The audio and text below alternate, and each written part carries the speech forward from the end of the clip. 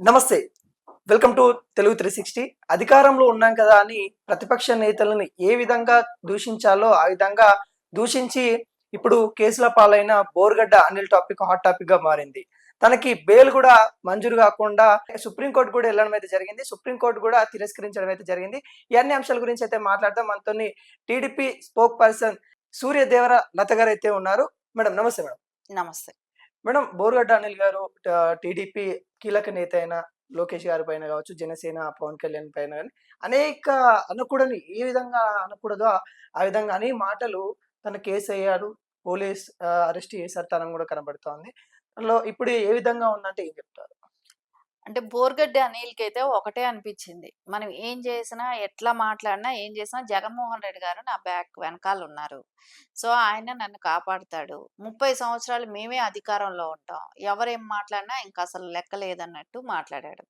అది కూడా కాకుండా అసలు ఇంట్లో ఆడవాళ్ళు వాళ్ళ బెడ్‌రూమ్‌ల వరకు వెళ్లి మాట్లాడాడు. బూతులు.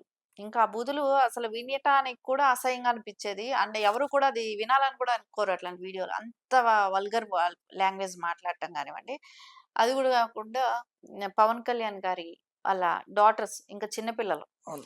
ఆ అమ్మాయిల గురించి కూడా మాట్లాడటం గానివ్వండి. ఎక్కడ మనం చూసాం జగన్మోహన్ రెడ్డి గారు ఇంకా మాట్లాడితే ఎలాంటి ఎంకరేజ్‌మెంట్ ఇచ్చారంటే వాళ్ళని ఇంకా భుజం తట్టి ప్రోత్సహించేవాళ్ళంట.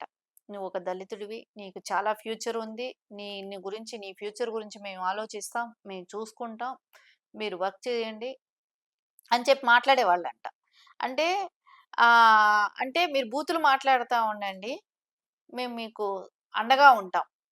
ఇది వాళ్ళ ఇది. అంటే ఎంత బూతులు మాట్లాడితే వాళ్ళకి ఆ రకంగా వాళ్ళ ఎంకరేజ్‌మెంట్.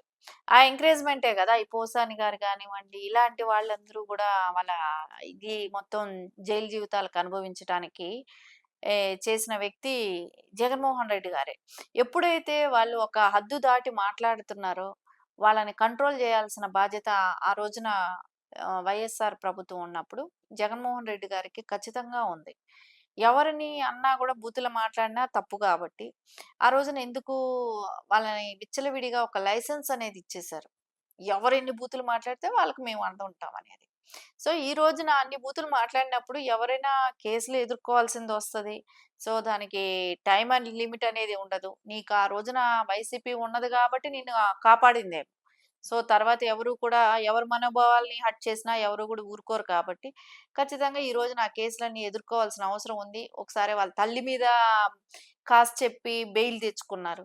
సో, వెళ్ళాడు. వెళ్ళి వచ్చిన తర్వాత కూడా అంటే ఫేక్ లెటర్స్ అన్నీ పెట్టటం, దాని మూలాన బెయిల్ తెచ్చుకోవటం, మళ్ళా హైడింగ్‌లో ఉండటం, మళ్ళా ఎళ్ళిపోయి, మళ్ళా తర్వాత లేట్‌గా రావటం. అంటే తప్పించుకోవటానికి ప్రయత్నాలు చేశారు.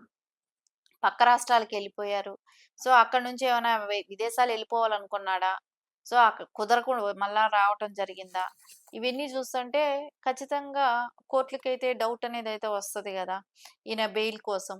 అది కూడా గాకుండా హైకోర్ట్‌లో బెయిల్ తెచ్చుకోవాల్సింది. సుప్రీం కోర్ట్‌కెళ్ళిపోయాడంటే మీకెట్లాగా ఒక కోర్టులకెళ్ళటానికి ఒక లాయర్‌లని ఫిక్స్ చేసేసారు గాబట్టి, డబ్బులున్నాయి కాబట్టి ఎస్పెషల్లీ ఇక్కడ జగన్మోహన్ రెడ్డి గారు ఖర్చు పెడతారనే ఒక దీంతోన సో, వీళ్ళకి సుప్రీం కోర్ట్ వరకెళ్ళిపోతే, హైకోర్ట్‌లో తేలందే సుప్రీం కోర్ట్ ఏం చేస్తది? అంటే ఇక్కడ హైకోర్ట్‌లో ఏ గవర్నమెంట్ ఉంటే ఆ గవర్నమెంట్ పాజిటివ్‌గా వస్తదన్న ఒక అంశం ఉంది గాబట్టి, ఇగ సుప్రీం కోర్ట్ ఎళ్తే అక్కడ సెంట్రల్ లెవెల్‌లో గాబట్టి అక్కడ మాకేదైనా న్యాయం జరుగుతదేమో అని అక్కడిదాకా వెళ్ళడం అయితే జరిగింది. ఇప్పుడు అట్లా ఎట్లా అనుకుంటారు? ఇది న్యాయస్థాయాలు. అవును. న్యాయస్థానం మీకెట్లా అలాంటిది కల్పిస్తది? ఏదైనా ఎవిడెన్స్ నీకు పక్కాగా ఉన్నప్పుడు, నీకు సరే వెళ్లి నీకక్కడ రిజెక్ట్ అయితే అప్పుడు నువ్వెళ్ళాలి. సో, అవునవును. నీకిక్కడ అప్లై చేయకనే నువ్వు కావాల్సిన న్యాయం అడక్కనే వాళ్ళు ఇవ్వలేదు అని అనటం ఎట్లా? అది కూడా కాకుండా న్యాయస్థానం న్యాయస్థానాన్ని దూషించినట్టే ఇప్పుడిక్కడ. హ్మ్. హ్మ్. అంతే గదా! నువ్వు అవును. అడగలేదు. నువ్వు హై హై హైకోర్ట్‌కి అప్రోచ్ కాకనే హైకోర్ట్‌ని కించపరిచినట్టు ఒక కించపరిచినట్టే కదా! న్యాయస్థానాన్ని కించపరిచినట్టే. ఇక్కడ పక్కాగా నీకిచ్చినప్పుడు నువ్వు ఫేక్ ఐడీలన్నీ పెట్టి నువ్వు బెయిల్ తెచ్చుకోవడానికి ప్రయత్నించావు కదా! నువ్వు బెయిల్ తెచ్చుకున్నావు గదా! సో, అలాంటప్పుడు ఇక్కడ ఎట్లా నమ్మిస్తారు మీకు? మళ్ళీ ఈ ఈ ఈ రోజున సుప్రీం కోర్ట్ గూడా అదే చెప్తుంది. హైకోర్ట్‌లోనే తేల్చుకోండి అన్న వివాదం చెప్తా ఉంది. మరిప్పుడెలా ఏ విధంగా హైకోర్ట్‌ని అప్రోచ్ అయితారని అంటారా? ఏమంటారు?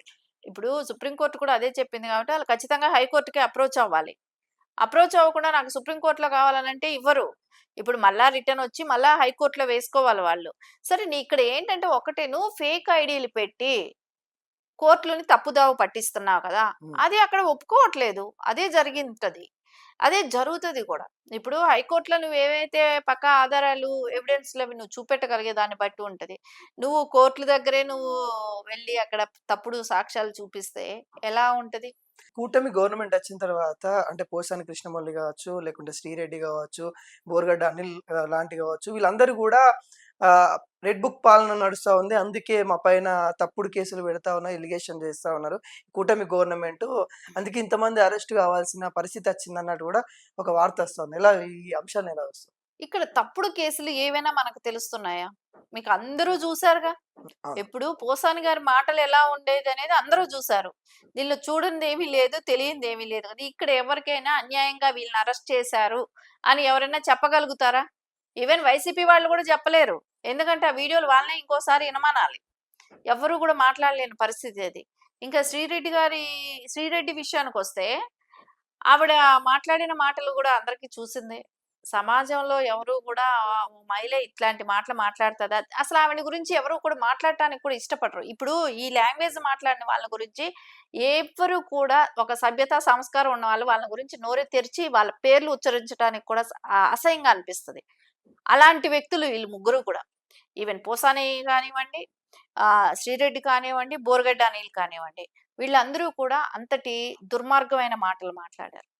సో, ఎవ్వరు గూడా సభ్య సమాజంలో వీళ్ళకి సపోర్ట్ చేస్తున్నారు. వీళ్ళది న్యాయమని ఎవరైనా చెప్పగలుగుతారా? చెప్పగలిగే వాళ్ళు వాళ్ళని ఎంకరేజ్ చేసిన వాళ్ళే అవుతారు. సో, వాళ్ళ ఇంట్లో వాళ్ళ కుటుంబ సభ్యులను అలా మాట్లాడితే వాళ్ళు అంగీకరించారంటే అప్పుడు మాట్లాడాలి. వాళ్ళు మాట్లాడిన దాన్ని కక్షపూరిత రాజకీయాలు ఇంకోటని అంటానికి. వాళ్ళని నిజంగా వాళ్ళకి బెయిల్ కూడా రాకూడదు. వాళ్ళు మాట్లాడిన మాటలే కానివ్వండి, వాళ్ళు చేసిన పనులే కానివ్వండి, వాళ్ళ మూలాన ఎంతమంది హర్ట్ అయ్యుంటారు. ఎన్ని రకాలుగా వాళ్ళు బాధ పెట్టారు అనేది చూస్తే ఎవరు కూడా అది హర్షించరు. రాజకీయాలు చేయాలనుకుంటే ఇలాంటి బూతులు మాట్లాడితేనే రాజకీయాలు చేస్తారు. అంటే దీనంతటికి గూడా గత ప్రభుత్వం జగన్మోహన్ రెడ్డి గారు వాళ్ళందరిని ఎంకరేజ్ చేశారిక్కడ. ఇంకొక విషయం మేడం అంటే ఆంధ్రప్రదేశ్‌లో ఇప్పుడు కొద్దిగా హాట్ టాపిక్‌గా మారింది వీరయ్య చౌదరి గారి మరణం.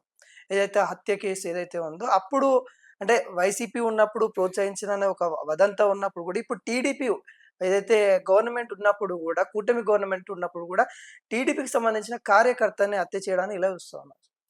టీడీపీ కార్యకర్త హత్య జరగటం కానివ్వండి, దాని ఇన్వెస్టిగేషన్ గానివ్వండి అన్నీ జరుగుతా ఉన్నాయి. ఎవరు ఏంటనేది ఇంకా తెలియాల్సిందుంది. ఖచ్చితంగా ఎవరైనా చేసిన అంటే ఎప్పుడూ గూడా తెలుగుదేశం గవర్నమెంట్‌లో ఇలాంటి హత్యలు ఎప్పుడు గూడా జరగలేదు. ఆ! అలాంటిది ఇప్పుడు జరగటం గానివ్వండి, నిన్న బాబు గారు వెళ్లి చూసి రావటం కానివ్వండి, ఒక మంచి నాయకుడిని కోల్పోవటం కానివ్వండి, అన్ని రకాలుగా కూడా తెలుగుదేశం కుటుంబ సభ్యులందరూ కూడా బాధపడుతూనే ఉన్నారు. కానీ ఎవరు చేశారు? ఎందుకు చేశారు? అనేదైతే తెలియాల్సిందుంది. అది గాని తెలిసిన తర్వాతయితే ఎవరిని కూడా అంగీకరించేది లేదు.